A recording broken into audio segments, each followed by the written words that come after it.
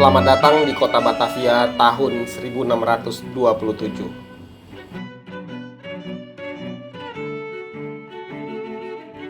Seperti inilah gambaran visual cikal bakal kota megapolitan Jakarta di awal abad 17 yang digambarkan secara virtual reality oleh Rob Tittle, seorang seniman virtual dari CG Masterclass Channel.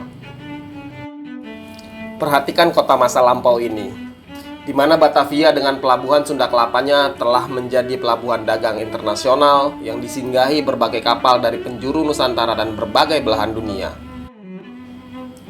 Hilir mudik kapal-kapal dagang menggambarkan betapa kota ini sudah berkembang dan sangat sibuk. Potensi besar kawasan ini sebagai alur perdagangan rempah-rempah membuat Belanda dengan Serikat Dagang Hindia Timurnya, VOC, menjadi sangat serakah. Dari awalnya mendapat izin dari Pangeran Jayawikarta untuk mendirikan pos dagang di timur muara Sungai Ciliwung yang mereka sebut sebagai Fort de Jakarta, kemudian menjadi serakah dan ingin menguasainya. Karena melihat potensinya yang besar, mereka mengekspansi, menyerang dan membumi hanguskan Jayakarta, lalu mendirikan Kastil Batavia pada 420 tahun lalu.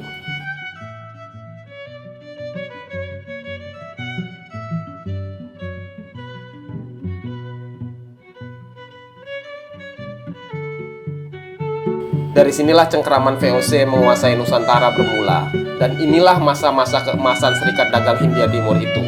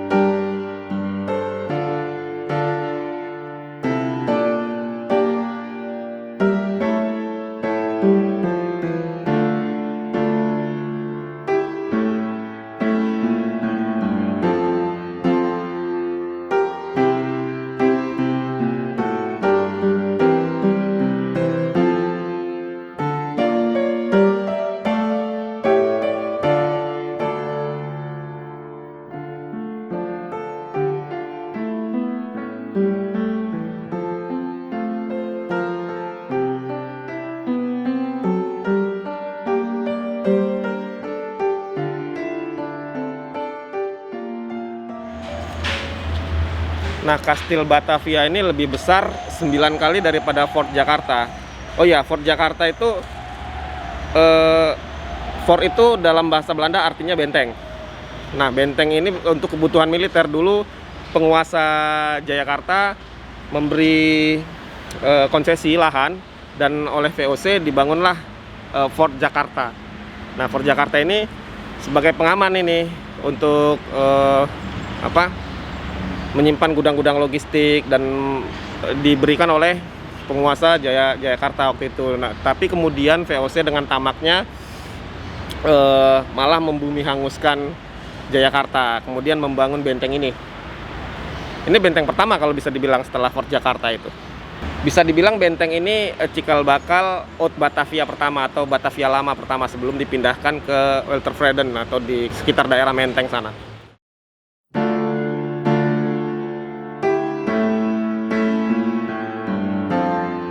Saat ini benteng yang dibangun oleh Moerjangkung, begitu orang Batavia menjuluki Jan Pieter Koen, hanya menyisakan puing-puing dan sebuah gudang besar bekas penyimpanan logistik dan rempah-rempah VOC. Di sekeliling gudang ini banyak terlihat rongsokan mobil-mobil yang mangkrak begitu saja. Bunyai, seorang warga yang sudah tinggal sejak tahun 65 di kawasan ini, menyebut bahwa gudang Mayor Messi ini sempat dijadikan tempat penyimpanan peralatan bengkel milik Satuan Benglab TNI Angkatan Darat. Dari tahun 65 bapak saya udah ada di sini kan, itu tuh tentara situ. Oh, di Benglab situ, iya Benglab situ.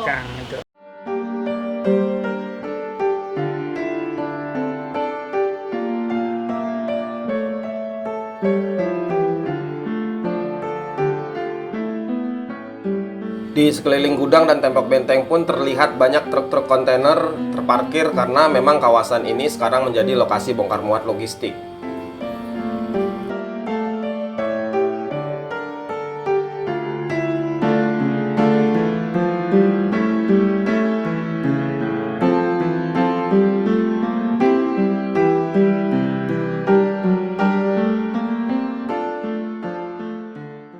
Jadi ini benteng VOC ini masih banyak nggak dikunjungin sama orang-orang dari luar? Orang Belanda misalnya gitu, ada nggak yang datang ke sini? Masih lagi sebelum corona begini banyak. Dia orang rombongan, mahasiswa dari mana banyak keliling-keliling moto-moto ini cari sejarah zaman ini gitu. Ya pada nanya-nanya gini aja ya. Ya kayak kakak gitu aja nanya-nanya ibu gimana gitu. Ini panjangnya sampai mana, Bu? Kalau dulu ini keliling sampai ke Jalan Tongkol Jalan Raya itu depan. masih ya. Ini gedung ini sampai jalan tol, cuman kan ada Ya, pembongkaran karena- jalan tol. ya. Nah separuh. Itu tahun berapa, Bu? Tahun 95. Pembangunan jalan tol, Iya, benteng juga dibongkar. Ya, benteng kena bongkar. bongkar separuh. Nah Separuh. terus lambat laun ambruk dengan Ambruk sendirinya. Iya. Oh, sayang banget ya. Iya, rapuh. Nah itu bulan kemarin tuh Prasana, makanya ini pintu ini ditutup. Oh, itu ambruk di situ. Iya. Iya, jadi nggak boleh akses warga karena khawatir aja. Jadi waktu Ibu pertama di sini gudangnya masih ada berapa? Waktu Masih aktif. Masih aktif iya. gudangnya? Masih. perubahan begitu pembangunan jalan tol. Iya, aja. Oh, berarti tahun 95 ke sini udah nggak kepake. udah nggak kepake. Oh, dulunya itu gudang dipakai sama bekang ya? Iya. Angkatan darat ya? Iya. Betul.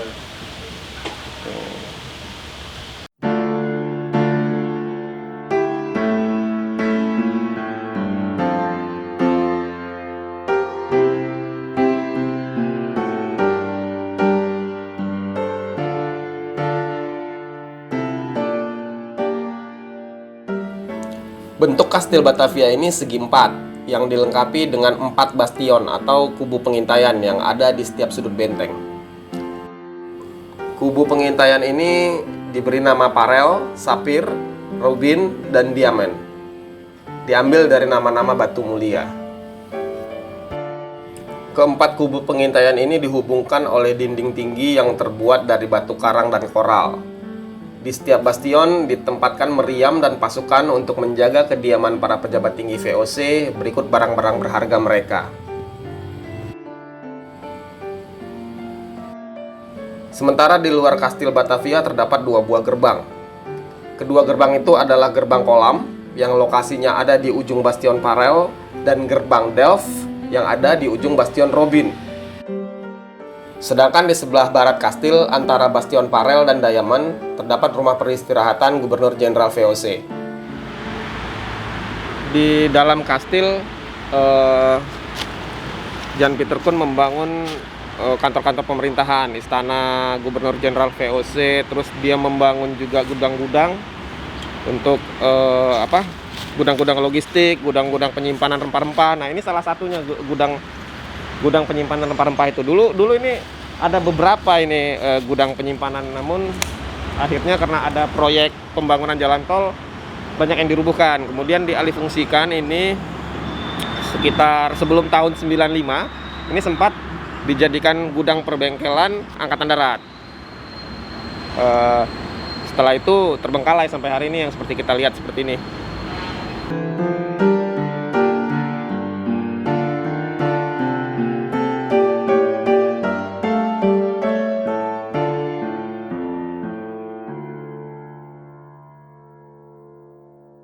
Ini muara anak Kali Ciliwung ya, Bu? Iya, anak Kali Ciliwung.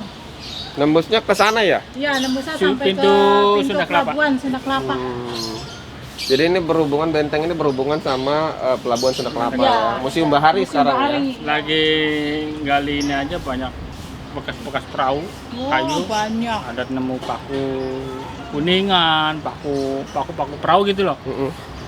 Ini masih utuh gitu. Masih utuh. Iya. Kapal zaman dulu. Ini cerita zaman dulu bapak saya, ini dok kapal. Jadi kapal yang rusak-rusak dari Pelabuhan Sunda Kelapa dimasuknya ke daerah sini. Nah, Jadi kapal-kapal rusak masuk ke daerah sini semua. Makanya dulu lagi pas penggalian kali, beko-beko tuh sering nemuin bangkai-bangkai kapal. Kapal kayu? Iya, kapal kayu. Kayak besi-besinya, jati-jati, dah paku-pakunya juga dari Kuningan semua itu.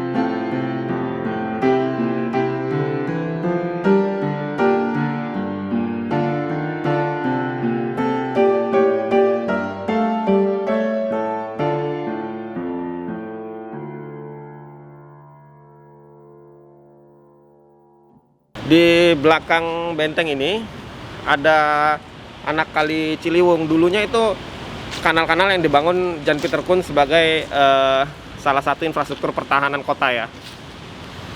Nah, Jan Pieter Koen ini ada yang menarik nih. Awalnya Jan Pieter Koen menolak nama Batavia untuk kawasan ini.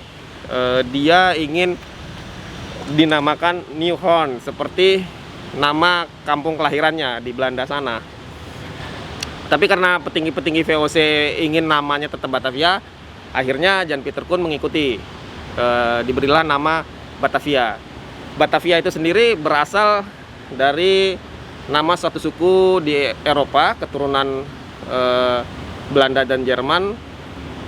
Itu ada satu suku bangsa namanya Batavia. Nah, itu yang dipakaikan untuk nama kota ini.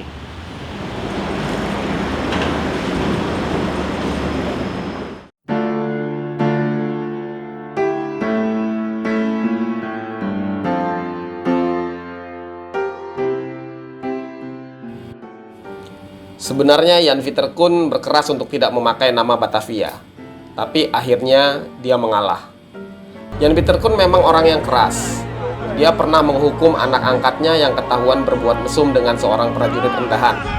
Sang prajurit dihukum pancung di alun-alun kota dan si anak dipaksa menonton eksekusi matinya. Gubernur Jenderal VOC 1 ini memang terkenal sadis, bengis, dan kejam. Sebelum meratakan Jayakarta, dia telah membumi hanguskan Pulau Banda. Untuk menguasai pala dan rempah di Banda Neira, dia membunuh penduduk lokal di Pulau Banda itu. Sebanyak 14.000 penduduk Pulau Banda dibantai oleh Jan Pieter Koen, hingga tersisa hanya ratusan orang saja.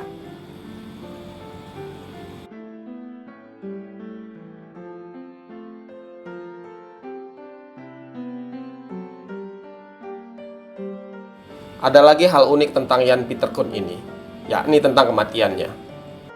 Dari kabar resmi pemerintah Belanda disebutkan Jan Pieter Koen ini meninggal karena terkena wabah kolera.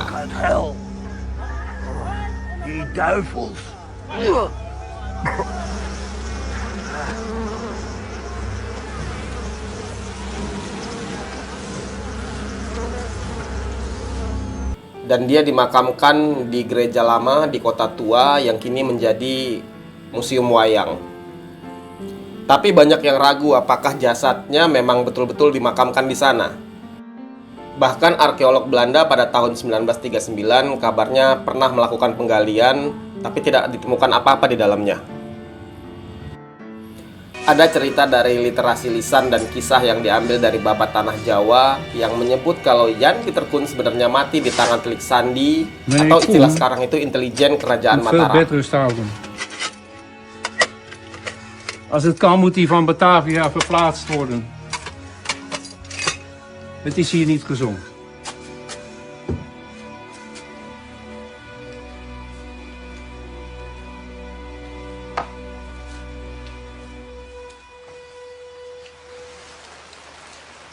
Ini dari rakyat Banda. Untuk dia.